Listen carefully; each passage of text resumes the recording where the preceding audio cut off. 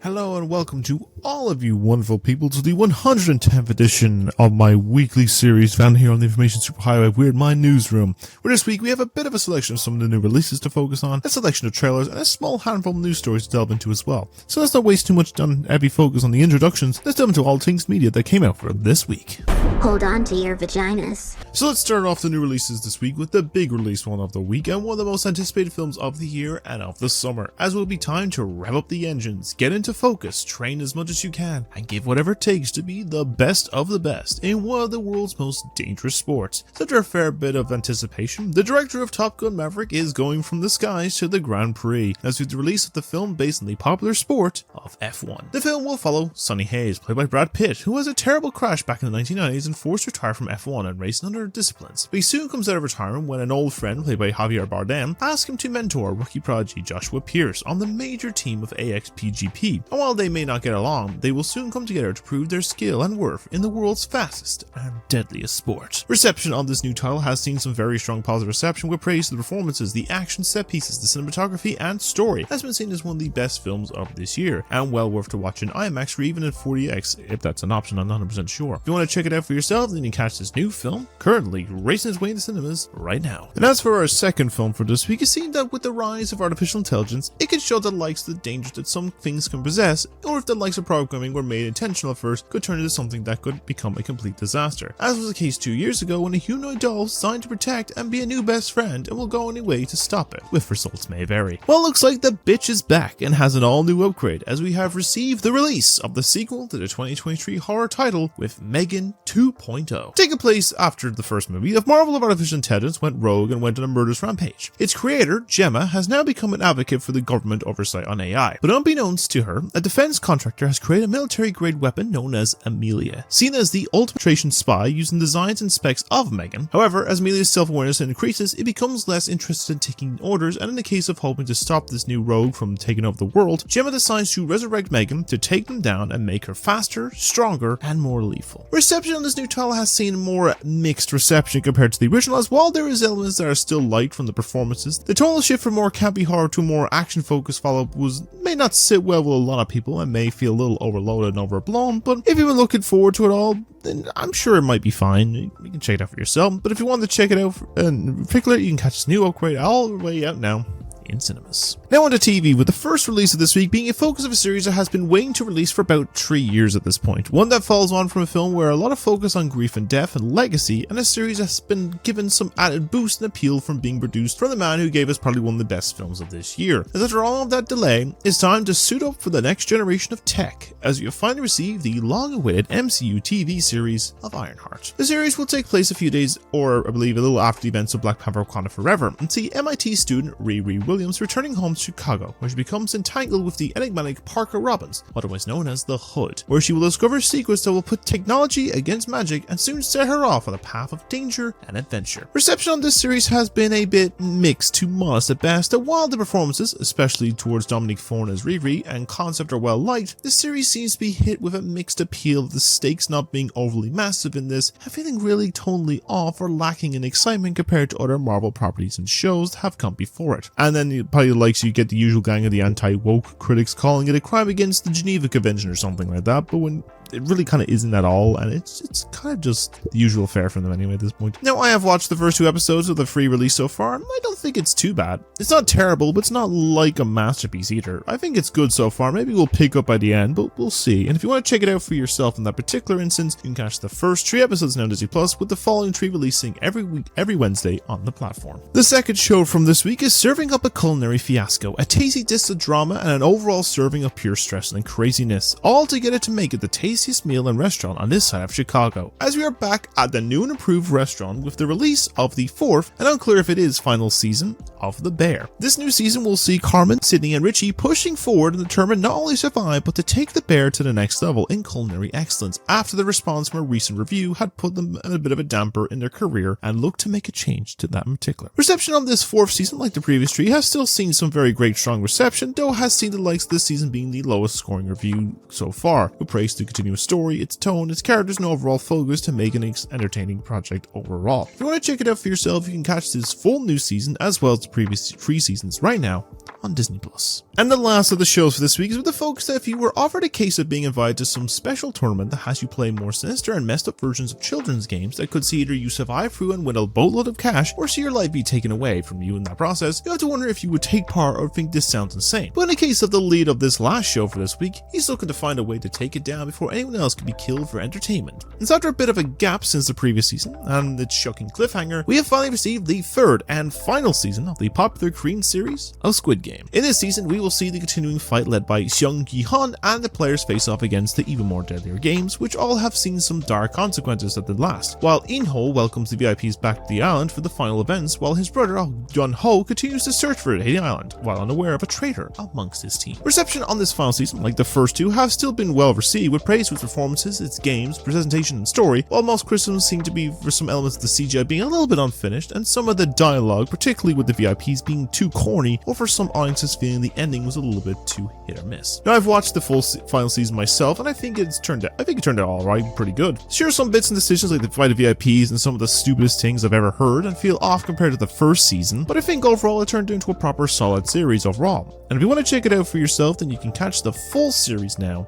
with this final season on Netflix. And the last of the new releases for this week, and the only game for this week, is with a return to a title that initially was the first release over 6 years ago that was seen as very cryptic, elaborate, but confusing, and even to a level of being very convoluted that even the game's director at a point has no idea what was going on about. But he's back with a follow-up to a series he started after leaving a company that provided a top-tier stealth-based game, as Hideo Kojima himself is back again, with the sequel to his 2019 title of Death Stranding 2 on the beach. Set about 8 months after the events of the original game and set primarily in Australia, to a backdrop of a post-apocalyptic world ravaged by otherworldly creatures, the player controls Sam Porter Bridges once again, a freelance porter, as he and his companions set out on an expedition across the Australian continent to connect isolated survivors and colonies to the wireless communications Shirel network in order to save humanity from extinction. Now, reception on this follow-up has seen some very strong positive reception, with praise in the game being a massive improvement in the focus of story, characters, gameplay improvements, and visuals, and seen as one of the best games to come out this year, and likely a case a Game of the Year contender. And if you want to play it for yourself, then it's available to play right now on PlayStation 5. And with all of that in regards, that's all the new releases that we do have for this week. He's on the roof! He's in front of me! He's on the floor! He's on the roof! The first of the trailers to come out from this week is focused with an idea that many strange and unsettling mysteries can occur at many points in time with unknown reasons and questions asked. But in the focus of this film in general, we have a discussion that a very strange and very creepy outcome will occur, with a mystery that turns a small town into a spiraling mess of questions and horrors. As Zach Krieger has returned back again with a new horror title set in the same world connected possibly to his first original film,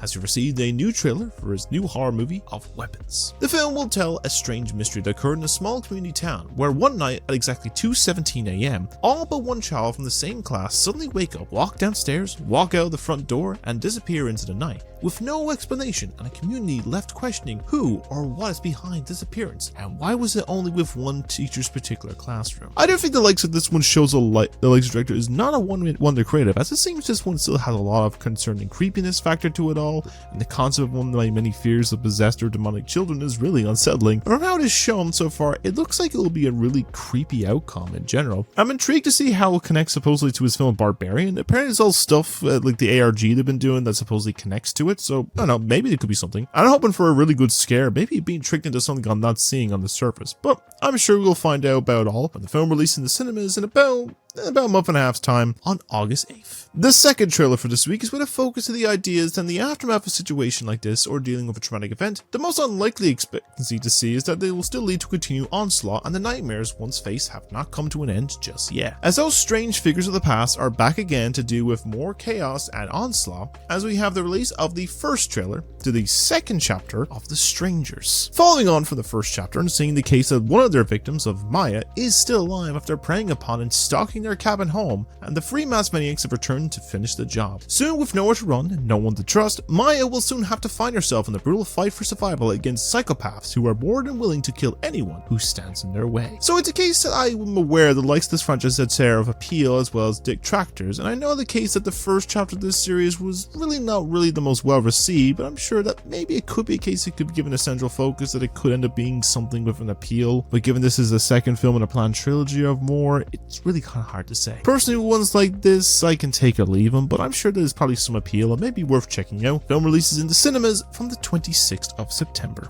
Our third trailer for the week is bringing us to a unique setting, a place in the future tomorrow, today. A world that if we saw in our own day and age, the likes of metahumans in this universe would not be the most outlandish or crazy things in general. But in this case, we have them to call when the world needs saving from something that is on a more intergalactic threat, and will do anything as a team but also as a family. As Marvel is back once more to provide the final trailer for their upcoming highly anticipated film of Fantastic Four: First Steps. The film will see us take a trip to an alternate 1960s era New York in a more retro-futuristic setting as we follow the Fantastic Four teaming up to protect the world from the looming threat of the planet-devouring cosmic entity of Galactus and his herald of the Silver Surfer, while also coming to terms with their new gifted powers and coming together as a newfound family. To say that the marketing for this film and all that has been shown has really appealed to me, as I really love the vibe and tone is going with the 60s setting and the mixed variety style of it all. I have to say that everything shown off is really just fantastic. No pun intended. And all from the footage and the marketing has just appealed in a lot of ways. I do hope that this will turn out to be really good and actually be a really strong Fantastic Four adaptation for once. But I'm sure we can see it all comes together when the film releases in just under a month's time on July 25th. The fourth trailer for this week is with a focus on the likes of the most unexpected of stories that when you hear it at first, you are in disbelief that this all turned out to be a true story, but you can find the most elaborate and funny outcomes to come from stories that happened in our own world. As Channing Tatum leads in this all-new true story film with a trailer for the new movie of Roofman. The film is a true story about a fugitive known as Jeffrey Manchester, a former US Army Reserve officer known colloquially as the Roofman due to his propensity to steal from branches of McDonald's after entering their premises through the roof and evaded capture from police by hiding in the walls of a Toys R Us store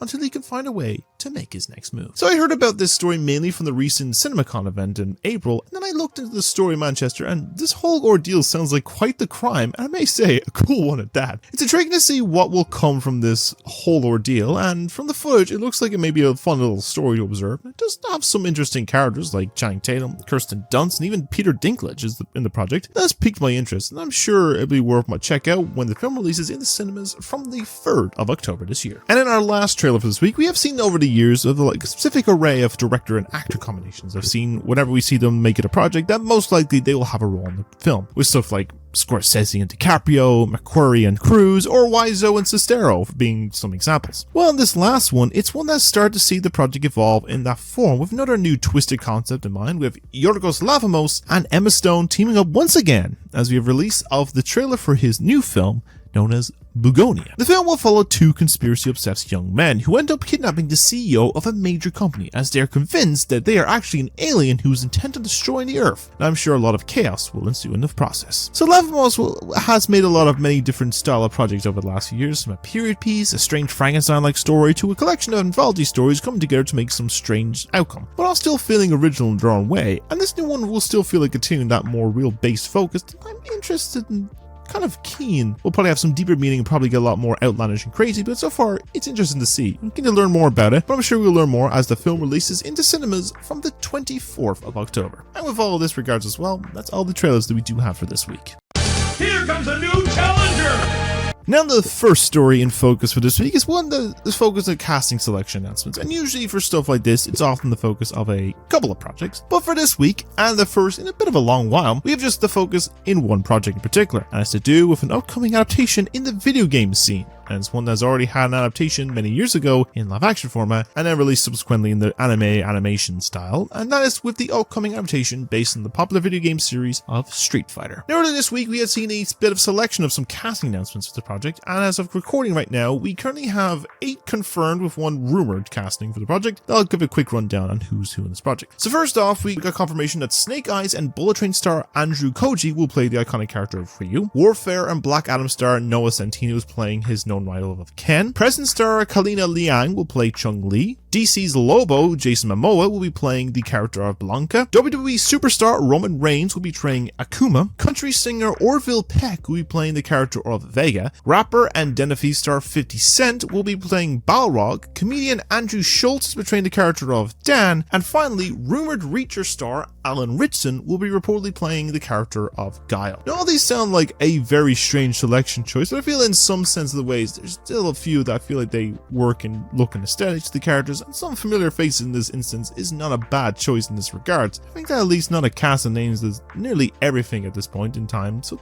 that's a positive. Now, like in case we'll see a few more iconic faces or so appear in this project and casting with likes of names like M. Bison, Zangief, Cammy, or a few other familiar faces across a series of games, and the film eventually starts production for this project for its release sometime later this year. I think initially was March next year, but they delayed it to unknown release date, so I'm sure we'll probably see more over time, and once I do hear anything of some new casting additions, I shall update, of course, in a later episode. But what do you think of these casting choices for the upcoming Street Fighter movie? Do you think they are good castings, or who would you have cast in these roles instead? And what other Street Fighter characters do you think will appear in this movie? Let me know your think on this all down below in the comments. Our second story for this week is with a focus of just some projects and concepts that are in the works and may be on the way from either a revival of an IP, sequels, or announced projects mainly that we can get a look into, so let's just delve into what we have on focus for this week. And starting off with this one, I'm going to keep very brief, but it was finally announced on Friday or Saturday of this week that the script for the Batman Part 2 is officially complete and has been submitted. I was confirmed with that nice little writing geo-focus image. I'm very happy to say it looks like time when this project was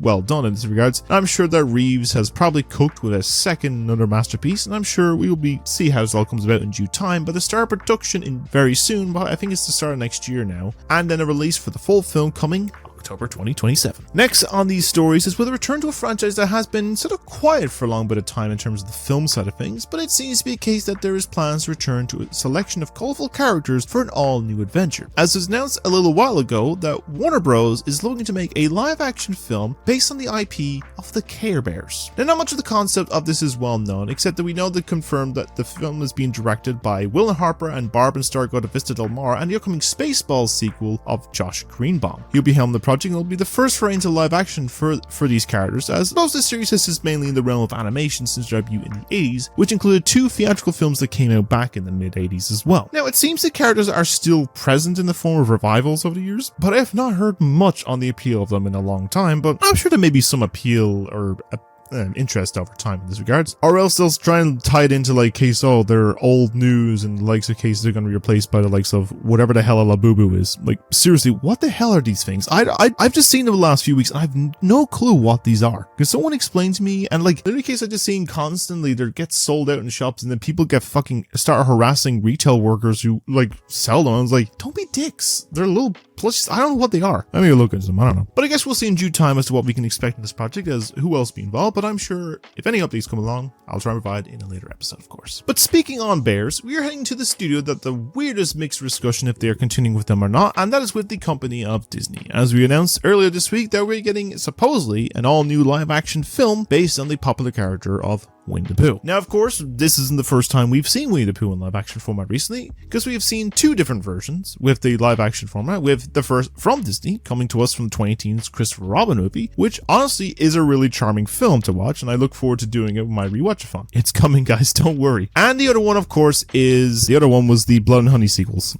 But yeah, the case instance, I'm sure it'd be, hopefully if it's a lot like Christopher Robin and its charm, and if it's happening, and another original story, then I'm all for it in that regards. Hopefully we'll see more about this project come along in due time. No case it's the usual stuff with the live action stuff with Disney, but I'm sure if once we hear anything, I'll update, of course, in a later episode. But speaking of Disney live action, it's bound to happen from the recent success of this one, but on Thursday, otherwise known to Disney fans as 626 Day, it was announced to the world that we're getting a sequel to the live action film of Lilo and Stitch, coming to us with the film officially in production, with a small teaser of Stitch in his little pink car causing a bit of chaos around the Disney lot before revealing the title, and I guess it was bound to kind of happen in this regards. Now, the question I have about this focus of a story is it going to focus on maybe one of the sequels to the film that initially had, so like either Stitch Has a Glitch, Stitch the movie, the TV series, Leroy and Stitch, one of the 2 animes they made about Lilo and Stitch, the focus on Stitch with 2 other random characters, or will it be a new original story, because it's hard to really say. Likely I feel in most cases as well, they'll either bring the likes of, say, Gantu, Hamsterville, or give Jumba a redemption arc in some form of this, but it's kind of hard to say right now. Now, likely I'll say this will either be fast-tracked to keep it with the same actors that played Lilo to be a young character, or else to be likes of, in case I'm thinking that Jungle Book sequel come out, they're going to have to recast Mowgli, unless they're going to make Mowgli much older or something, but the likes of this, we have no idea right now. So, I guess we'll see in due time, but if there's any word about this project in the future, I of course will update in a later episode as well. But now for a story that I feel the concept could work, but the choice of a person in a role for this is probably a really bad one. So we all remember about 2 years ago the success of Barbie, right? It made bank, was award nominated, and got a lot of love and appeal, and was part of, massive 2-film event, of course, with Barbenheimer. Well, it seems to be a case that the other brands and studios are looking to cash in on the appeal and success, and this comes to us in the area with Amazon Prime announcing itself earlier this week. They're looking to revive and make a new live-action take on the, rival doll brand of Bratz, right? All good so far. In all sense, that's fine, but allow me to make a comeback, which still makes a presence for the last few years and all, but the choice of a casting this has been terrible. And that's the case, they already cast the villain for the movie, supposedly. And that casting is... Kim Kardashian. Now, in all case of things, I've seen some say it's a good choice, but that's far from the overall majority, as I find the idea of casting her in much is really not that appealing. I think doing this is a dumb decision, and could find someone better. Like, I know I'm being a little harsh here, but her acting credits have really not been appealing. Example of which was, remember 2 years ago, there was the American Horror Story series that she was in, and that was the last one that came out so far, and most people didn't like her performance in that. And then she was on Actors on Actors, and was like, you're in one thing, love, calm down. I just feel like them doing this will have people be turned away from this as well, which would have been like how they could have happened with Barbie if the main lead of that film was still Amy Schumer, which was going to be a thing at one point, but thankfully they changed that. So yeah, this is already a mess now. But hopefully, if it gets reworked, that they get someone else for this case. But I guess we'll see. Right now, it has been a mess. But if anything does come along about this project, I of course will update if news comes about of this. Now, speaking of IP updates, the next one we have in discussion is with an update on a live-action take on an anime that has been in development for a fair bit of time. And has to do with a new take on the popular anime manga of Akira. Now, for the last little while, the project was in development for Warner Bros. With Jojo Rabbit director Taika Waititi at the helm of directing this film. It seems that the project has been sort of quiet for a fair bit of time, but just this week it was officially announced now that the rights to the IP have now expired at the studio, and the film adaptation from WB has been supposedly cancelled. With this being announced, it has seen the IP being up to be obtained to get their take on the IP made, but I feel in all honesty, I think just to leave it as the iconic anime film and manga as it is. I'm sure we will see in due time if it does end up getting another rights distributed in that regards, but I'm sure if we hear anything of this project, I'll of course update in a later episode in that particular instance. The last focus of IP news was with it was the announcement of a discussion about these robots in the skies, or more than meets the eye, and that is of course to do with Transformers. Now, the franchise has seen a lot of films and projects over the last near 2 decades, with a total of 8 theatrical release movies, amongst the likes of countless series, video games, and countless reskins and releases of merchandise and toys. And in case it may not be the end of it, and maybe on the way back with a familiar face coming too. Because according to some sources, it seems that Paramount is looking to either reboot or revive the Transformers franchise in a possible format, and it seems to be a case that the master of explosions himself of Michael Bay may be reported to be coming back to helm this new project, which I'm sure will have a mixed appeal from some being happy about it, and some, like some fellow diehard Transformers fans I know, probably think this is a really bad idea. Now I know the case that at this point, the Bayverse could probably continue to have a teased 6 from the end of The Last Night, or continue the story that was being established at the end of Rise of the Beast, but I do know the one there that many Transformers fans have probably been wanting to see continue was the recent animated film that came out last year that I'm sure would appeal a lot of having a follow-up to that. I mean, I did a review for it in all that regards. Though, the film's director has said that there is no current plans or greenlighting from Paramount for a follow-up that I guess is coming from the poor box office the film got, but maybe with enough appeal, it will do so. Who knows? Now, not my thoughts on this, I'm unsure of it. Like, I enjoy the first and third Bay movies with their franchise, and the other being, mixed and all over the place. There's a bit of fatigue with the franchise to me, I'm guessing, but it's a case that the revival happens to get made. I'll give it a watch when it does come out, and we'll see in due time if it works. But again, if I do hear anything, I'll update in a later episode, of course. Now, the last of this series, stories for this section, is with a follow-up that I believe I would never expect to see being made and come across, but I guess that some Stranger Things and titles have been made and announced in the process, and this of course with a follow-up to an acclaimed and award-winning film. As was announced on Wednesday, we're getting a sequel to The Social Network. Now, the likes of a follow-up to this film about the creator of Facebook, I guess, could make sense, as it could talk on the focus of the recent stuff that followed from the end of that first movie, like say the overgrown success, the Cambridge Analytica scandal, the trials, the controversies, and all the craziness of the last 15 years. Maybe even get a case to question about the case, maybe Mark Zuckerberg is a lizard person. We don't know. I guess we can see over time, but who knows in this regards. Now, it is being directed by the writer of the original movie of Aaron Sorkin, so maybe we'll still keep the vibe and tone, but right now it's hard to really say. Maybe expect the film as well, but I guess we'll probably see soon enough when we can expect this. I'm sure that once I hear anything, I will update in a later episode, of course. But what do you think of these projects? Is there any reason in particular are you most excited about, and if there's any changes you can make to any of them, what would it be and what particular approach would you go with it? Let me know your thoughts down below, we can discuss about them there. Now, the last of the stories is with the focus of some projects, with 2 of them being given a release date announcement, and the last one is with a confirmation of another project that I brought up in the last episode of the series with a final choice, and maybe some thoughts on it all as well. But let's not waste time on this, and let's actually discuss what was announced in this particular instance. So the first was with the focus of a title that was announced about 3 months ago, and that was with the new title unveiled in the Switch 2 reveal event. That was that new wheelchair basketball title of Drag X Drive that will use a lot of the Switch 2 mouse functions. Now, this was announced earlier this week from the Nintendo Today app that the confirmed release date for this project has been unveiled, with it aiming for release on the 14th of August of this year. Now, I think this will be really interesting game to try out and see how much more of their functions that control scheme will work, as I've tried the mouse features already on my Switch 2, and actually it's really solid. It actually is really functional and probably well worth a try. I'm sure it will be worth something to try out in the future, but I guess we'll see by its release in mid-August. As for the second release day announcement, has been one I've been waiting for a fair bit of time to hear about anything on, and since it was unveiled about 2 years ago, and as with the focus of the official release date for the 3rd game in the Little Nightmares series, as we've now officially get a release date for this on the 10th of October this year, after being delayed initially from last year and from earlier this year in the summer and stuff. I'm so happy to see the series finally be back in a new edition. Now, I love these titles, and the small amount of horror are still some of the most unsettling and creepy titles to play, and they do it so easily. It's not like over forced in kind of case, it's just so simple of just kind of unsettling. Now, they dropped some gameplay for this as well with a focus of a creepy carnival. I love the vibe and aesthetic for it, and I'm all for checking this out and playing the trilogy on my channel in due time. Maybe even get the upgraded first title, which is releasing, I think you can get it now on PS5 and Xbox, and then there's a physical version coming out the same day as well for the other consoles and Switch 2 and stuff. So, but it's all exciting for the release in a few months' time for more creepy adventures come this October. And this last announcement unrelated to gaming is an announcement that was a focus follow-up from a story I first brought up last week, and that was with the discussion about the 5 frontrunner directors to be taking on the next entry of the James Bond series, as was down to some big names as to who will hold the moniker of this agent. Well, it was all set in stone this week, as on Thursday it was finalized that Dune and Blade Runner 2047 director of Denis Villeneuve will be taking the reins of the 26th Bond film. Now, in this case, I can see this being a massive W, as his films are usually well acclaimed, and I'm sure the cinematography visuals will probably be top notch. The likes of his writing may be a little concerned on a case that sometimes these movies can get a bit convoluted and a lot to take in at once, but I'm sure a case instance, knowing that this director is a die-hard fan of the Bond series, I'm sure he can give him a chance to prove his work. Now, all this is well and good, but the main question and mixed concern that has come out after this is come in the direction of who may be taking on the next version of Bond. It seems they're looking for someone young at around 30 or younger to portray them, and the rumored names for the choices of supposed the final 3 are Spider-Man himself Tom Holland, Saltburn star Jacob Elordi, and the Ironheart star Harris Dickinson as reported frontrunners, and in the case of the Bond girl is aiming either towards Zendaya or Florence Pugh. Now, all these choices for these roles in the film are kind of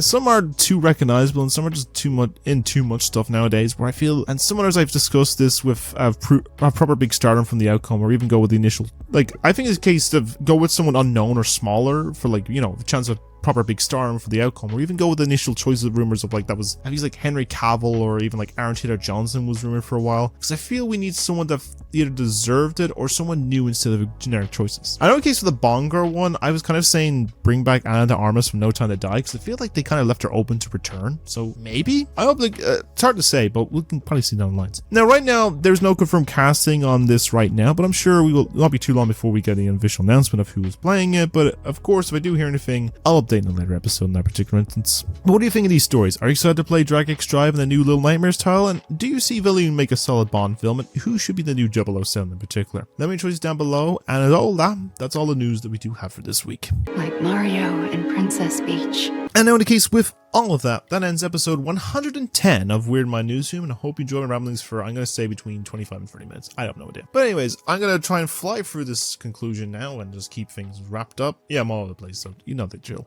Anyways, case of reviews wise. So I'm going to get back to, Last of Us is going to come eventually. It's going to case I'm going to get back to writing this. I didn't have time to really focus on writing any more of the snack size box office this week. I think the next one I have is Beverly Hills Cop sequel that came out last year. I might throw a few random ones in there as maybe it's first beforehand, like maybe Emilia Perez, or some other ones kind of positive negative ones, or ones that don't really have much to talk about. I have another film I can at least add to the review pile. Besides 20 Years Later last year, I have Elio. I saw it last night and I actually really enjoyed it. I think it's honestly really charming and people should go check it out. Also, it's definitely a case that the main lead is very autistic coded, and you know, we appreciate that stuff. We appreciate the kind of representation there, Pixar. We love you for it. But yeah, those reviews are going to come eventually as well. The Snacks' box office, Last of Us is going to come, as well as in, you know, normal link stuff. And in case, we'll talk about this in a minute. In the case then with gameplays, I'm going to get to recording some stuff as well. Pick up the Switch 2 and play some games in that regards. I think I have Cyberpunk coming in the next couple of days or stuff, like the Ultimate Edition. So I'll probably play Phantom Liberty, the Switch 2 edition compared to the Xbox one. In case we're going to get to Outlaws, we get back to Cyberpunk, we get to Mario Wonder, we get to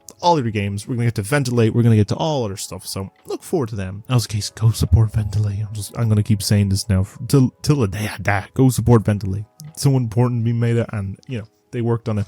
So go play. And in case of long form stuff, the Mario time-lapse video should hopefully be either up by the time this episode goes out, or maybe by at least this week. I'm just finishing up episode 3 and flying through the 3rd day of this. Look forward to them. Harmos Boar is coming as well. I'm going to get to actually watching this and the other volume 2 stuff, as well as some other bits and pieces, as well as the long form stuff of like the AI video, the rewatchathon. They're all coming. So look forward to them in that particular instance. So yeah, I'm all over the place. I don't know what I'm doing anymore. Anyway, I'll leave there every episode for now. As always, if you enjoy my content, want to see more from me more frequently, just simply like and subscribe. So we're uploading new stuff every single week. I'm aiming right now currently for 500 subs. We are 475, so we're 25 away. So any support would be appreciated, and then we're going to aim for the end of the year for 1,000 subs. It'd be phenomenal. It would really help me because I really been going through the motions. But besides that, let me know your thoughts on everything that was discussed this week down below, from all the new releases, the trailers, as well as the news stories. Any particular instance you want to talk about, like what you're interested in, or if you've seen any of the new stuff that came out this week, let me know your thoughts down below. I'd love to have a conversation with you in this regards. But yeah, in this case then, I'm going to leave it there for now. So as always, you all stay being wonderful people and have a great day every day, do many great things to keep being you, because no one else can do what you do. And as always, to take care of yourself, because you know, mental health is important, especially for the blokes, as